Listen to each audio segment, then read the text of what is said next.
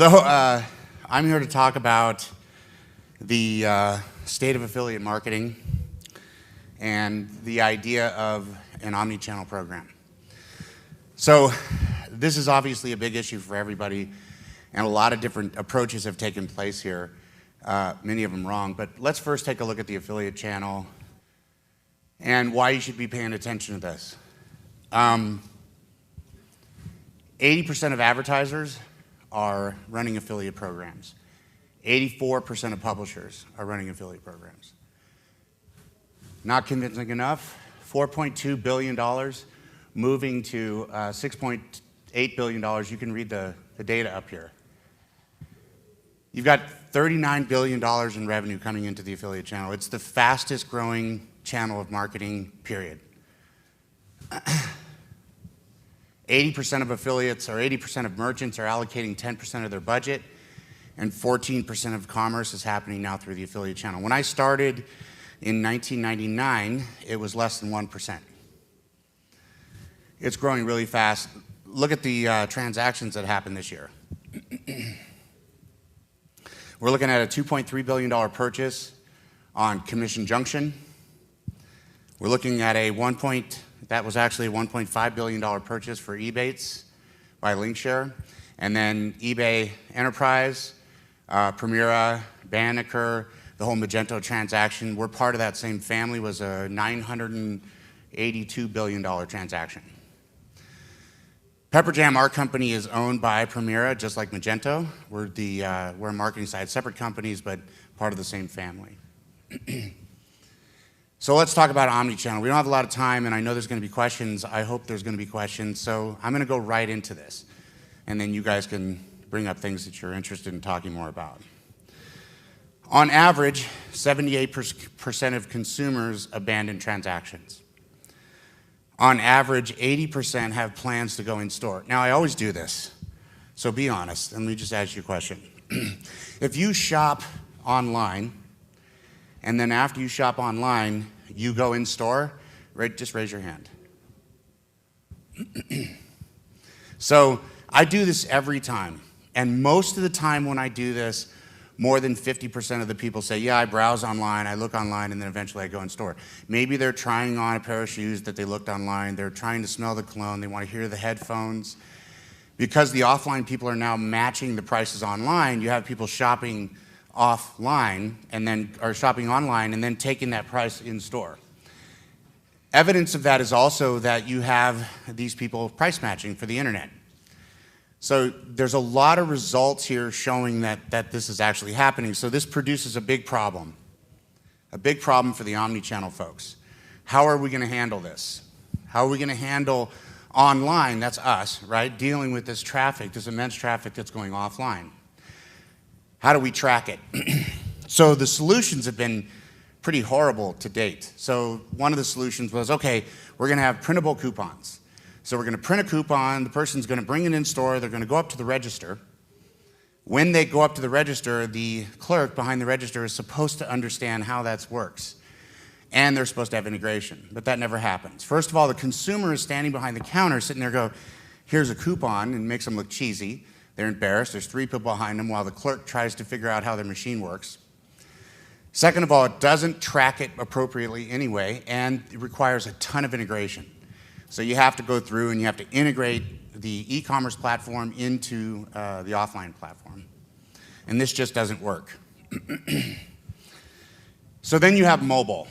And the mobile side is people get an app or they get some sort of coupon on their phone, and then they go in store, and then they try to do it that way. Same problem, requires integration, requires the ability for somebody to track it in store. So most of the time, these things haven't been married yet. You saw a lot of evidence of this. You have eBay trying to figure out how to do omnichannel by buying Magento. You have all of these different commerce platforms. SAP buys Hybris. Oracle ATG, Oracle buys the ATG platform. You have IBM buying WebSphere. All these guys are trying to solve this omnichannel platform by having offline solutions and buying online solutions and figuring out this issue. The only thing that I've seen that actually works is this idea of card linking. Now, by a show of hands, who understands what card linking is? All right, so let me explain what it is for the majority of you. Simply put, the way it works is that if somebody's online and they see an offer that says either buy in store or buy online, they have the ability to click buy in store. When that happens, a little pop-up comes up. That little pop-up has an area for their credit card number, the expiration date, and their email. When they put that in, it links the credit card to that store. It shows them the closest store to them. They buy in store, they swipe their credit card. Essentially, the credit card number itself is the tracking device. It's the tracking pixel. When that person goes in store, once that card is linked, it's looking for that transaction, every transaction that comes through all the different stores, all the different retail stores. When it sees it, it reports back to the network, and it tells the network a transaction happened, and it tracks the transaction, sends the data back just like any other transaction. So there's no integration from the platform that they're using in store. The customer has zero embarrassment. It just swipe the card, they're done. They get a rebate back on their credit card, usually within a few days. And there's no integration at all to the e-commerce platform or to the offline platform. Does that make sense? Is there any questions about that before I go on? Yes? Because the credit card number is tracked by Visa and MasterCard, his question was, how do you keep it secure? Because it's PII information. So the credit card, so it's Visa and MasterCard are the ones that hold the data. When they find the transaction, they only send back things that are non-PII. Does that make sense? So you get the transaction back, and now you have a way to track omnichannel, and it's 100% accurate. Are there any questions about that stuff? No, you should have questions. Let me tell you the questions that you should have. First of all, what about attribution? All right, so what about stacking offers? So what if they go online and they get a 10% cash rebate, and then they go in store and they get a 50% discount off the clearance rack, and now they go in and buy in store. Now you've got an attribution, you've got stacked offers, and you have to pay out now the commission from the affiliate who did the transaction, you have to pay out the discount, and on top of that, you still have to pay out the 50% off on the rack and any clearance items. You also have taxes.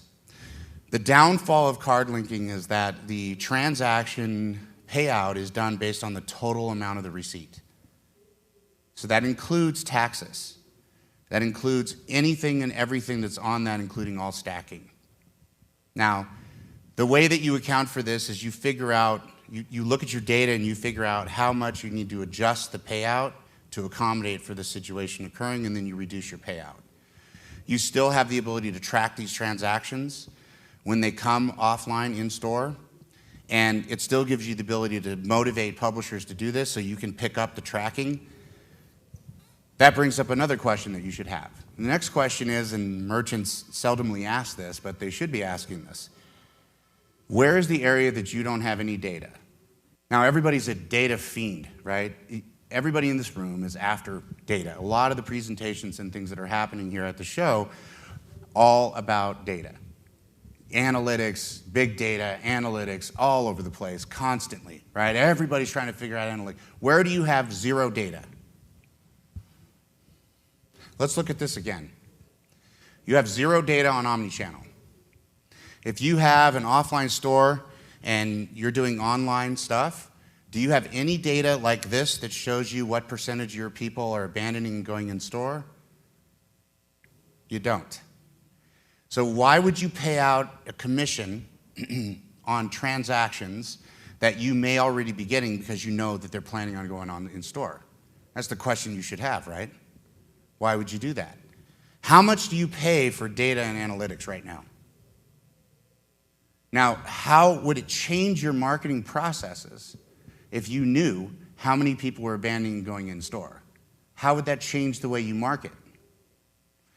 And what kind of data would be helpful to you to know? Like things like typically when somebody goes in store, it's 4 to 12 times, the AOV is 4 to 12 times more. The marketing dollar online is multiplied offline because you have impulse buys. You know, they seldomly walk out with one thing. When people shop online, they buy one thing, they leave, they know what they want, end of story. But if they go in store, now you have a situation where you have people who are getting sold multiple different things. They don't just buy the iPhone, they don't just buy the headphones. They walk out of the store with 5 or 6 different things because the stores are built that way, even up to the point that you get to the register. So why would you want to pay for that? That's why you would want to pay for that. Because just like any other discount, it comes in multiples back to you if you have the information you need to monetize those customers appropriately. Does that make sense to everybody? Big deal. You should have questions about that sort of thing. Wrong button. Going backwards. So when we look at this and we look at the comparison of what are the omni-channel options right now, outside of the integration option, which doesn't exist, it doesn't work, nobody's figured it out. You look at the card linking option and you look at their 0 setup fee, it's low cost, it's performance based, you only pay when you get a transaction. And there's very little integration involved.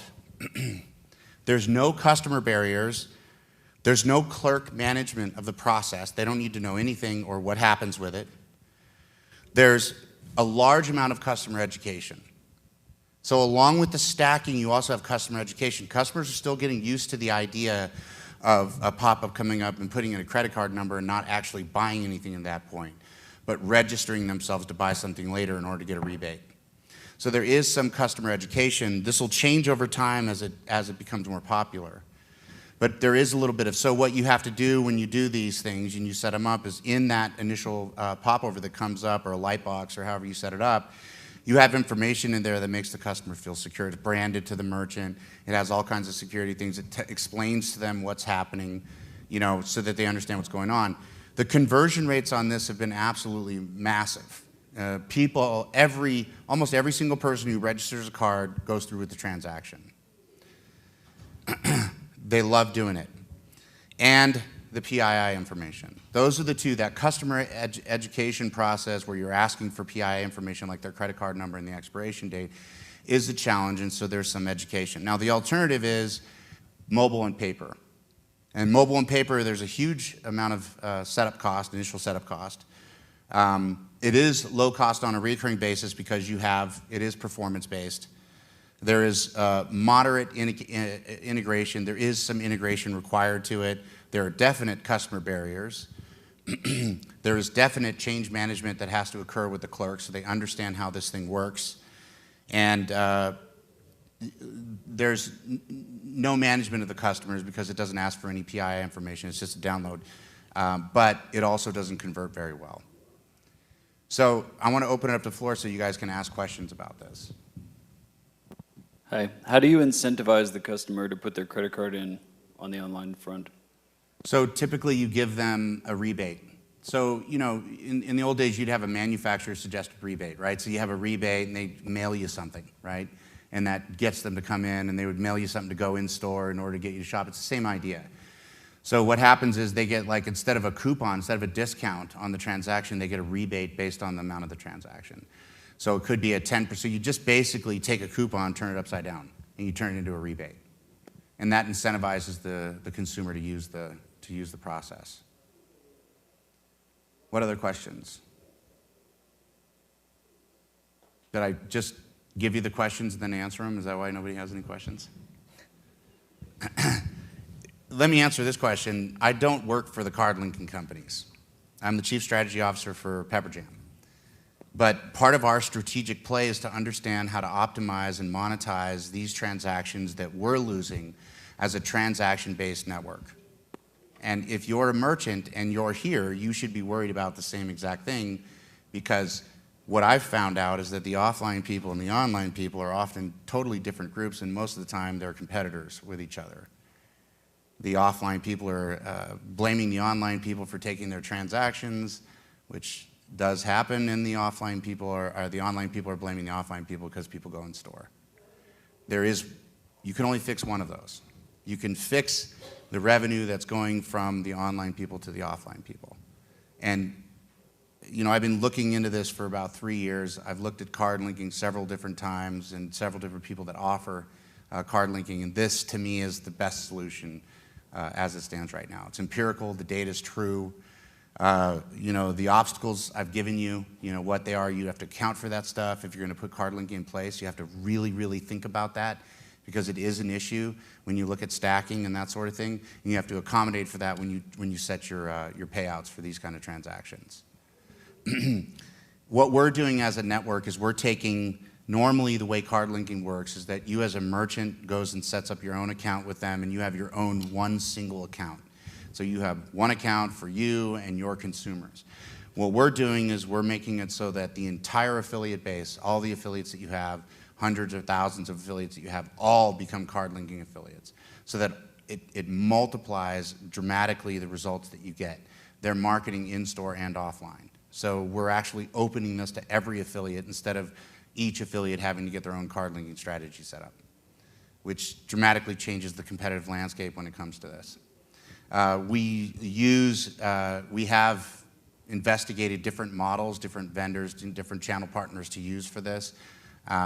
We have decided on using the Quotient as a partner. There are some solutions with Visa and MasterCard down the line to be able to do SKU-based tracking, which would allow the idea of the stacking to go away. They would be able to take out any SKUs that weren't supposed to be paid for, so that would get rid of any stacking and any taxes. But that's about 6 months to a year down the line. American Express does do it, but it's a nightmare to get set up, and only 6% of the transactions seem to be coming from American Express in this situation. So really, it's all about Visa and MasterCard. That's it.